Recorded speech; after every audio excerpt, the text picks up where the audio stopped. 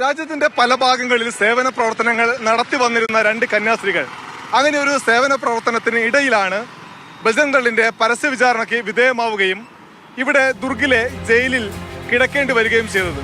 കഴിഞ്ഞ 9 ദിവസത്തെ വലിയ കുഴപ്പങ്ങൾക്ക് ശേഷം രണ്ട് കന്യാസ്ത്രീകളും അവരോടൊപ്പം ഉണ്ടായിരുന്ന 19 വയസ്സുള്ള ആദിവാസി യുവാവും ഇന്ന് ജയിൽ മോചിതനായി. വലിയ സന്തോഷമായിരുന്നു എല്ലാവരുടെയും മുഖത്ത്. ജാമ്യം കിട്ടി, ജാമ്യം കിട്ടി.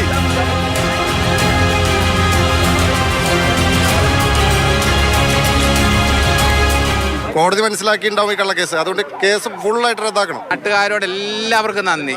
ഇന്ന് ജാമ്യം ലഭിക്കുമെന്ന പ്രതീക്ഷ ഉണ്ടായിരുന്നത് കൊണ്ട് തന്നെ LDF-ലെയും UDF-ലെയും കുറേയേറെ ജനപ്രതിനിധികളും BJP-യിലെ നേതാക്കന്മാരും രാവിലെ മുതൽ ജയിലിലേക്ക് എത്തിയിരുന്നു. 11:30 ചേംബറിലെത്തിയ ജഡ്ജി ജാമ്യം നൽകിക്കൊണ്ട് ഉത്തരവിട്ടു. അതിനുശേഷം ആഘോഷത്തിന്റെ നിമിഷങ്ങളായിരുന്നു ജയിലിൽ കണ്ടത്.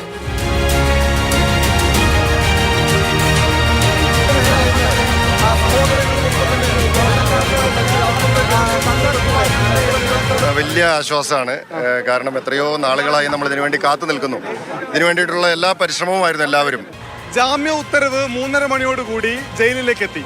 അതേസമയം തന്നെ BJP സംസ്ഥാന പ്രസിഡന്റ് രാജീവ് ചന്ദ്രശേഖറും മറ്റ് BJP നേതാക്കളും ജയിലിന് സമീപത്തെത്തി. ഒപ്പം കോൺഗ്രസിന്റെ നേതാക്കൾ ഉണ്ടായിരുന്നു. അതിന്റെ കൂടെ ഇടതുപക്ഷത്തു നിന്നുള്ള നേതാക്കളും എത്തി.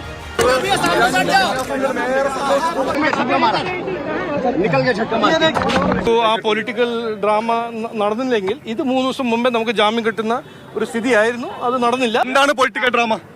അല്ല, പൊളിറ്റിക്കൽ ഡ്രാമ നിങ്ങൾക്ക് അറിയാം, ഞാൻ പറയേണ്ട ആവശ്യമില്ല. പറഞ്ഞോളൂ. അല്ല, പറയണ്ട. ഇതുപോലുള്ള ആഭാസ നാടകം ദയവ് ചെയ്ത് BJP നേതാക്കൾ ആടരുത്. ഇങ്ങനെ ഒരു പ്രതിഷേധം അറിഞ്ഞില്ലായിരുന്നെങ്കിൽ ഇങ്ങനെ 2 സിസ്റ്റേഴ്സ് ജയിലിൽ കിടക്കുന്നുണ്ടോ എന്ന് നിങ്ങളും ഞാനും അറിയില്ല.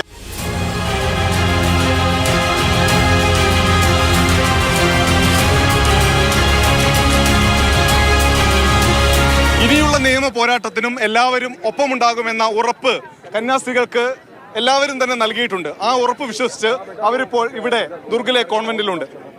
ഛത്തീസ്ഗഡിൽ നിന്ന് സ്റ്റീഫൻ മാത്യുവിനൊപ്പം അനൂപ് ദാസ്, മാതൃഭൂമി ന്യൂസ്.